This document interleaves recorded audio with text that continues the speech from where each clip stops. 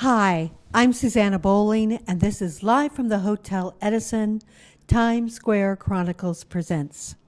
My guest today has been thrilling me for, I guess, about 5 years now that I've been going to the New York Pops and listening to Essential Voices USA.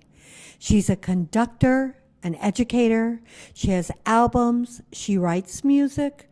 She is Judith Clurman, and I am so happy to have her as my guest. Thank you so much. You're welcome. I have to ask the first question. Oh. Of all the things that you've conducted, what has thrilled you the most and why? Well, there's a line in Finian's Rainbow. The line is, when I'm not near the girl I love the girl I'm near. And I often say, when I'm not near the piece of music I love, I love everything. I love everything, yes. But what has been some of the most touching moments of my life, actually within the popular world, I was close friends with Marvin Hamlish, and did the music to his funeral, and organized a chorus of 600 people, of the who's who. And it was the beginning of a beautiful arrangement of The Way We Were, which gave everybody in Temple Emmanuel chills. And me, it was not a religious experience. It was like I was in another world, and this pop song of Marvin's became something I think about all the time.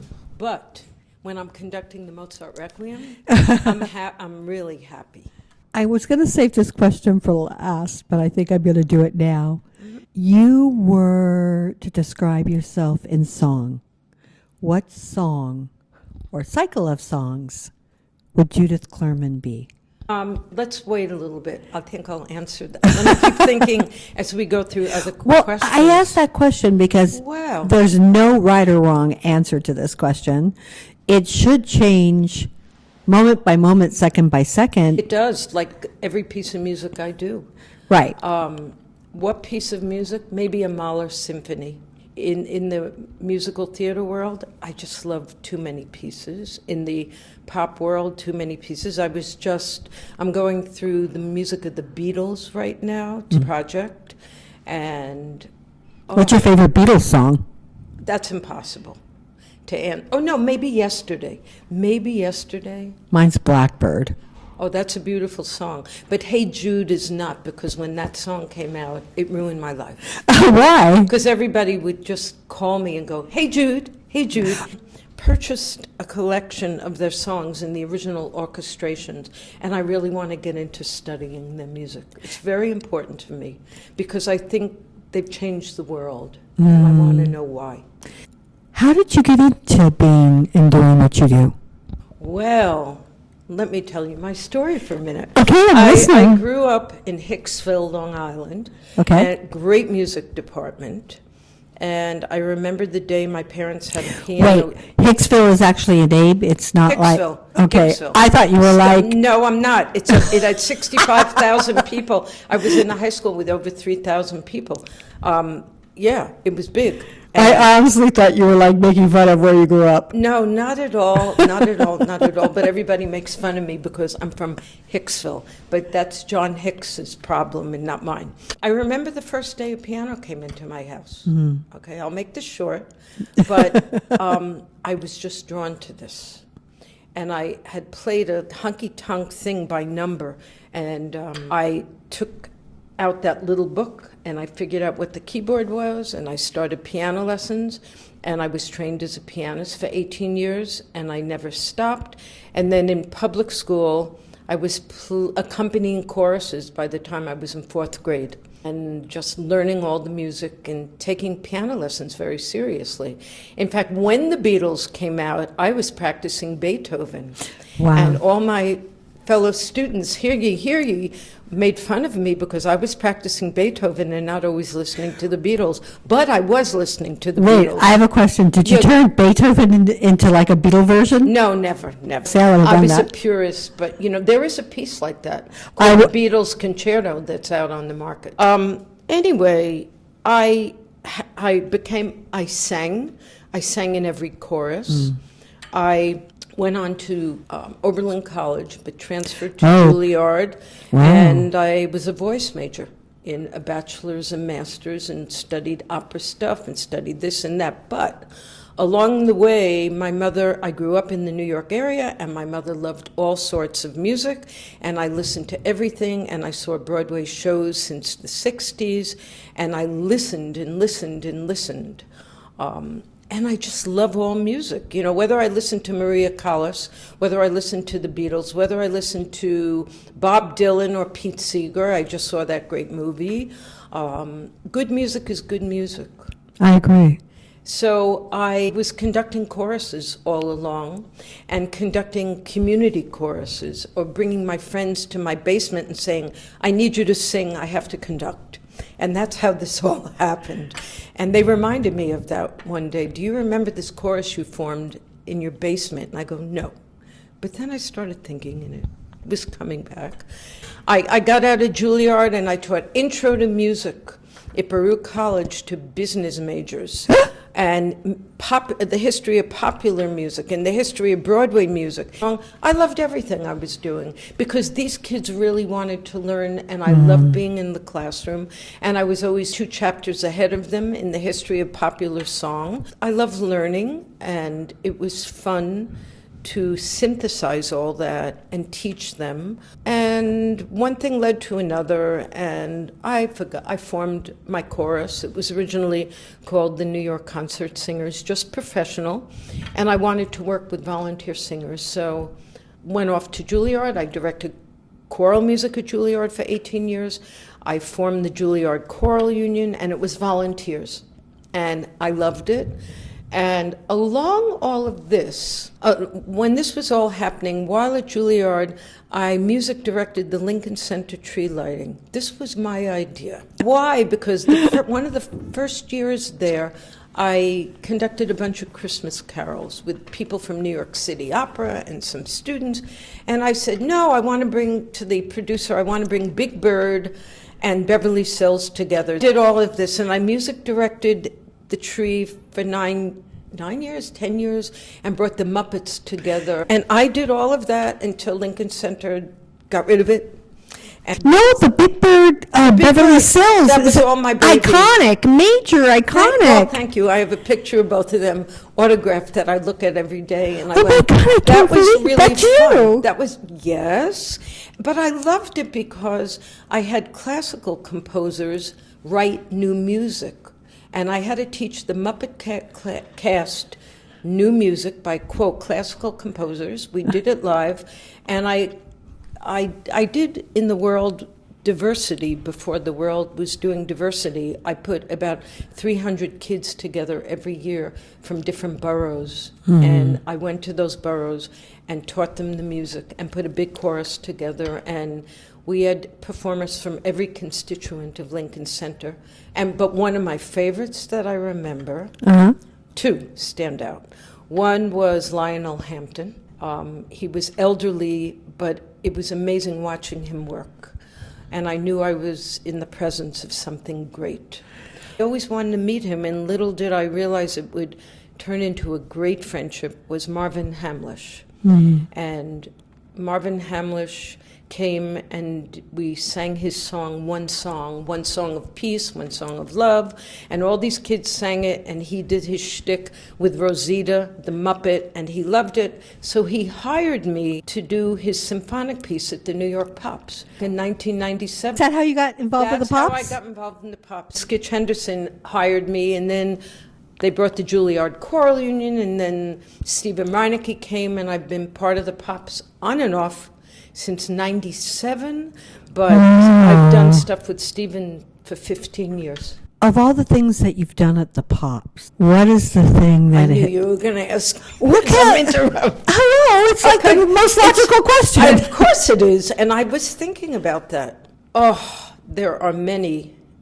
I love You can do cycles of things. I believe in that. cycles of things. Well, this wasn't the first time I was at Carnegie Hall when I did this, because you realize I worked with the orchestra of St. Luke's and the American Composers Orchestra. Well, I was doing all these different things. I left something out. I forgot what I left out. Oh, and the Juilliard Orchestra. And in fact, I just remembered what the most moving thing was. What? That I'm going to go back to say. After 9/11, it was my idea on year one to invite the New York community to do a big sing-along of the Mozart Requiem at Juilliard. But then the fifth year, I did this at Carnegie Hall, and people couldn't get in. The lines were all around the street. And it was so moving. I can't even describe my feelings. To turn out in that hall, and I had rehearsed the orchestra, and I turn around, and the choral union was on the stage singing, and I'm conducting everybody. It's very moving. What? It was the 5th anniversary of 9/11. But You would think that year one would be the most moving, but year 5, wow. no, year one was quite moving at Juilliard, believe me. We all had tears, and it was great, and that's why I said we have to do it at year 5. And I actually hope to bring my chorus together and do something at year 25. What haven't you conducted that you'd like to conduct?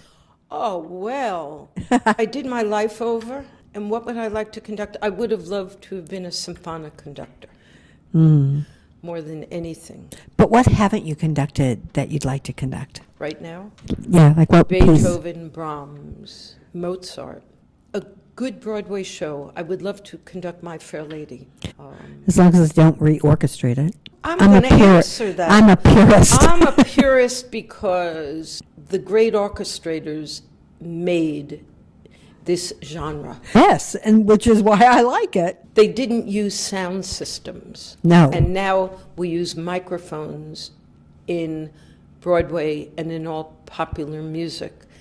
But there are places that a big orchestra cannot fit when a musical goes on tour, and there have always been, from day one, if musicals went on tour, a new orchestration written, Right. probably by the original orchestrator, or they did a version for 2 pianos, which also works. Oh, I've seen that. I like that. That could work. It depends on where the musical's being performed. That you have to listen to. Okay. Have you heard Jason Robert Brown and Stephen Schwartz play for Jessica Vosk on a song called Cassandra before it went into The Connector? No, but I'm going to listen to it because It's I glorious. have actually worked with all 3 of them, and I really look forward to it. Glorious. I'm addicted. I've listened to this thing a lot.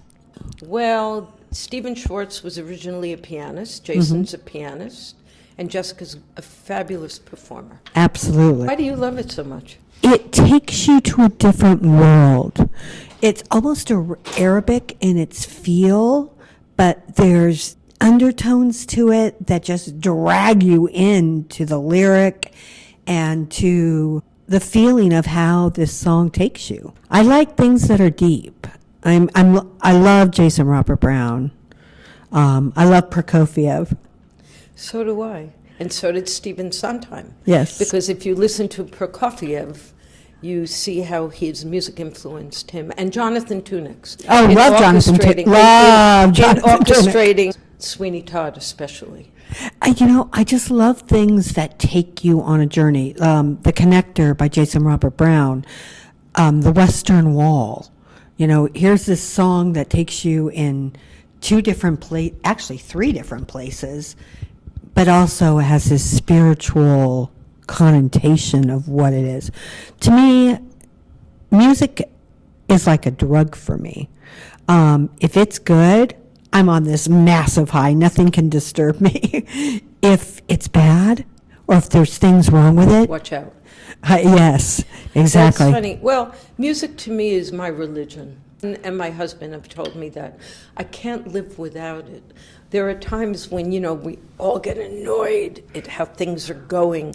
And I go, what else am I going to do with my life? And my son always said, Mom, it's your religion. You live and breathe it. And it's true. I'm saying that. What you're saying is very important for me to hear because I've been doing a series of workshops for choral directors around the country called Why Words Matter. The words matter more than the music for me in many, many ways. I can't even explain that. Without Oh. the great words, there wouldn't be great music. Without great music, there wouldn't be great words. And it's fascinating to read how the Rodgers and Hammerstein or the Lerner and Lowe's and people like that worked. What came first when you really study musical theater? And it's like a pop song. And I just saw this new movie on Bob Dylan. And Oh, I've heard this is great. I walked away from it saying, wow, he is a great poet. Mm-hmm. Forget all the personal stuff. I don't even want to know about it sometimes. On a certain level, I want to hear this great art and be really moved. And I'm listening to Blowin' in the Wind, just crying, and listening to his later pieces and knowing what the history was at the Newport Folk Festival and seeing how he evolved as an artist was very exciting. I started off singing opera, and I actually Pray tell. and I quit Why? because I'm not good at language, and I could not. For me, when I was singing, and when I do sing, the words mean everything to me. And if I don't understand the words, how can I make them sound like they should? And to me, when you're singing, it's about making those words sound like how they sound in your head in music. So for me, it was always about, could I make those two mesh? And I never, even though I could sing the opera, I mean, I was perfectly fine singing it, but I couldn't make the words be what I wanted them to be because I didn't understand them. So, Well, it wasn't in your DNA. And to really be a great opera singer or a great conductor of the world in classical music, you have to know all your different languages and be Yes. fluent, but you have to spend time in different countries. but I didn't even want to. That was the to get problem. well, I get that. I sang all that stuff too, but what's really exciting for me, or a moment in my life, I'll say, my mother reared me on listening to all music, including opera. Oh, same. And I remember listening to a Barbara Seville recording when I was really young with Maria Callas. And then I went to the opera a lot. I used to sit in the fifth ring while in high school and use my father's commutation ticket coming in, fifth ring in New York State Theater, and I went to New York City Opera every week to learn the genre. Loved good singing, loved going to the Met here or there, loved the Joan Sutherlands, the Beverly Sills and all that, but I was with my husband in Milan, and we took a tour of the opera house, La Scala, and there was an exhibit of Maria Callas. And I never understood totally why everybody was went bananas with I Maria. have to admit, I'm the You're same. not a Maria Callas fan. Okay, but It's too heavy for me. okay, but what drew me in, and I was mesmerized in this exhibit, watching videos, and some of which I had watched on YouTube or in videos in my life. Every word mattered. And I now teach in the musical theater program at Manhattan School of Music, and it has really helped me grow as an artist. Even though I knew Stephen Sondheim's music, really getting into those scores and seeing what he did, and in the accompaniment, many of the things are his, but the things in italics, I believe, are Jonathan Tunick's. And Or Paul Gimignani. I know, I think the scores have Jonathan Tunick in them, or Michael Starobin, the orchestrators. But we can't say for sure. You never know what makes it into a score. Because it's a collaboration. It's really a true collaboration. That art form is total collaborative. What's exciting is to see where the rest is and why the rest and why the consonant and why this and where the accent is. And for me, it's as exciting as Mozart and Prokofiev even. And to me, this is why I'm not stopping everybody, because I just keep learning and it's fun. I'm so looking forward to seeing Floyd Collins at It's a great piece. It's a great cast. And a great cast. And I I haven't can't gotten my wait. ticket yet. I have to get a ticket. I can't wait to go to this. I know. I'm so excited because this score to me is glorious and Yep. Difficult. very. And his accompaniments are difficult to play on the piano. And I have taught some of Adam's music, and I think he's a giant himself. I wish he'd write me a choral piece. Hello. Have you asked him? Yeah, but he's busy. He's busy doing other things. Let's get to what you're doing now. What are you working on now? Well, I had the craziest fall of my life. I want to preface it by this, saying I went from one thing to another thing to another thing, and now, maybe in January and February, like some animals go into hibernation, I want to go into hibernation a little bit because, I want to bring my Essential Voices, USA. I cast that chorus. So it could be 4 people singing, 80 people singing, or 100 people singing. I serve the music, I serve the concert hall, I serve the recording. I'm planning a recording, a new one. Don't know what it is totally, but I'm getting a great idea. I have a recording coming out called Listen to the World, which is something I wrote. Matt Sklar from the Broadway world wrote a serious hymn. Ooh. And Robert Sirota wrote a beautiful piece about migrants. And it's nice. And I call it Listen to the World. And that's that. Before that, I'm going to organize another community sing-along with my Essential Voices. You might want to do Wicked. It's extremely popular right now. Wicked. Yeah, did you see the movie?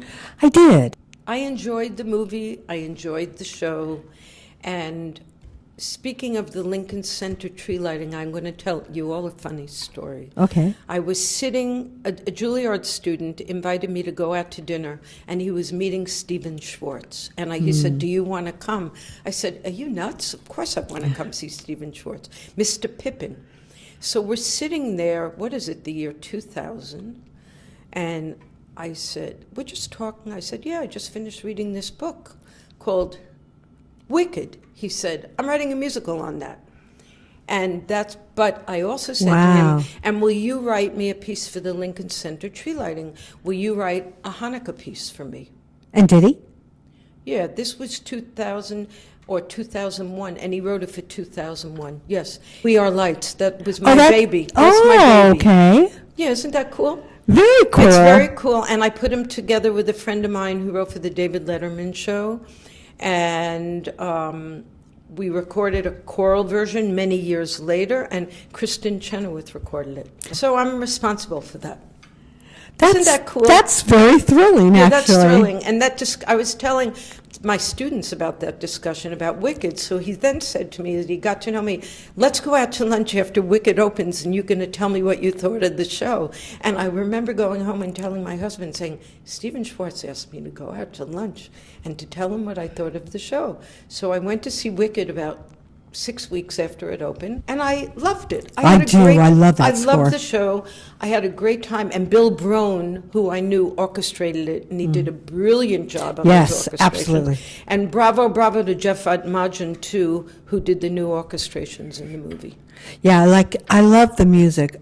For me, the movie is a little like a very beautifully decorated wedding cake with less cake than frosting. Well, I had a great time at the movie. I'm in love with the stage show, I think. Well, and I love the depth of what this is really about. I understand that, and sometimes stage shows do not translate into the movies and vice versa. No, I agree. But I think they both worked. But I think they did a good, and I love the fact that since the movie opened, this thing is going sky high in the grosses for people wanting to see theater. And that, to me... Isn't that great? Yes. And Stephen Schwartz, yes. Schwartz deserves every accolade and every cent. I'm so happy for him. Yeah, I've been a big fan, but I love Magic Show. Do you know that one? I know some of the music from Magic Show. Oh, you have to listen to the score. This score is great. There's a lot of great, and I especially love Children of Eden. I love Children of Eden. And I think it could make a really great choral thing for 22 minutes of, Yeah, I know. I'm like hearing this Wait, in my head. what- I need someone to pay for this. What haven't I asked you that you would like our readers Well, to know? I haven't finished what I'm doing, Oh, but I'm very no, happy. finish I'm what not you're going- doing. I'm not going to say right now. I'm also conducting the Choral Society of the Hamptons, which I'm enjoying. Really? Yeah, I'm a resident conductor, and I'm doing their summer concert, and I'm programming that right now. And I truly enjoy those people, and I did it last year, and they invited me back. Is there anything, again, that I haven't asked you that you really would like our audiences to know about you? No. Because I could talk to you for days. Well, you know what I'm really happy about? What? I'm a happy person. You know? are? I am a happy person, and I've been married for 42 years, and I now have a Love great son that. and have a wonderful daughter-in-law and have 2 great-grandchildren. Wait, 2 does- grandchildren. Does your son sing? Yeah, but he's a lawyer. He really has one of the most beautiful voices in the world, but he didn't go into music.